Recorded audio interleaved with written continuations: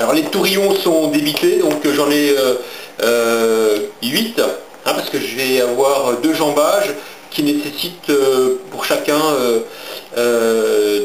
4 tourillons, 2 tourillons pour assembler les pieds avec la traverse et un tourillon pour permettre l'assemblage de la traverse latérale. Donc maintenant il faut procéder donc il faut limer à la râpe les coins des tourillons pour qu'ils puissent pénétrer plus facilement dans les orifices. Alors pour ça, on utilise une petite râpe avec un geste régulier. Vous voyez, on casse gentiment les coins.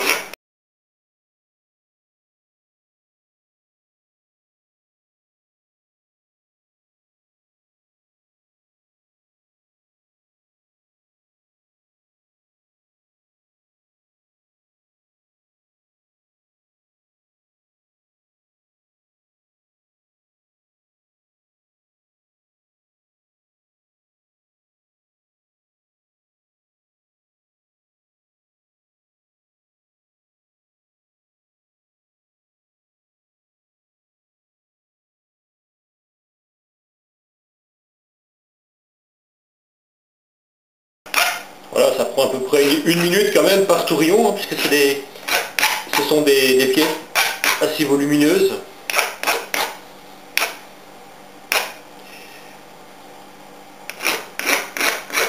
Voilà, et ainsi de suite.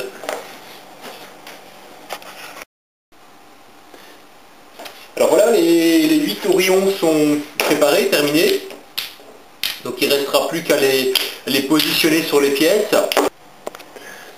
Alors après avoir assemblé les 2 jambages, donc en fait c'est assez simple pour assembler les jambages. Donc j'ai consolidé chaque assemblage avec le tourillon de 2 vis, donc qui sont forcément, puisqu'on voit la localisation du positionnement du tourillon, donc je me suis positionné à peu près à 1/2 cm, 1 cm à côté de chaque tourillon, puisque le tourillon est également dans le même axe que ce tourillon là.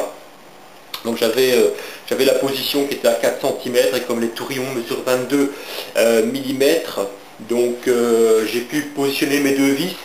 Donc j'ai encollé avec de la colle à bois donc chaque orifice avant de positionner le tourillon. Et lorsque les 2 pièces étaient prêtes à être assemblées, j'avais préassemblé, j'avais prévissé également les vis. Et dès que toutes les pièces étaient prêtes à être assemblées, je les ai assemblées ensemble sur un plan parfaitement droit pour que la partie visible soit dans le même alignement. Comme les pièces des jambages vont être visibles sur les côtés, tout ce qui est en partie intérieure, eh bien, là où il y a les défauts, j'ai tout positionné à l'intérieur, donc ça ne se verra pas. Les endroits où il y avait des orifices ou des excavations, je les ai comblés avec un mélange de colle à bois et de sciure. Donc là je vais assembler maintenant les 2 jambages, les 2 jambes de force. Donc je les ai mises en position, toujours sur un support plan, et donc j'ai mis les 2 jambes de force en position. J'ai maintenu cette jambe de force-ci contre le plan pour que j'ai vraiment un bon positionnement une fois que j'aurai positionné mes vis. Donc d'abord je procède au marquage du centre de la pièce, donc du jambage, parce qu'en fait je vais positionner une vis en projection orthogonale sur cette traverse. Donc en fait je vais prendre une vis de 100 mm qui va venir perpendiculairement à la traverse et traverser la jambe de force comme ceci. Donc je vais la positionner au centre de cette projection orthogonale, donc elle va déboucher ici, à 90 degrés, et donc 45 degrés par rapport à ce plan là, et je vais faire un pré-perçage avant de mettre la vis sur chaque orifice. Donc là je sais que ça fait à peu près 11 cm 5, donc je vais positionner, je vais tracer ma perpendiculaire à 5,75, Donc ici, bon c'est pas un millimètre près là, puisque ça va dans le bois. Et également ici. Donc là je trace mes repères du centre de la pièce. Voilà, donc là je dois tomber sur à peu près, approximativement, là j'ai 11,5. Voilà. Là un petit peu plus, donc 5,75 c'est bon.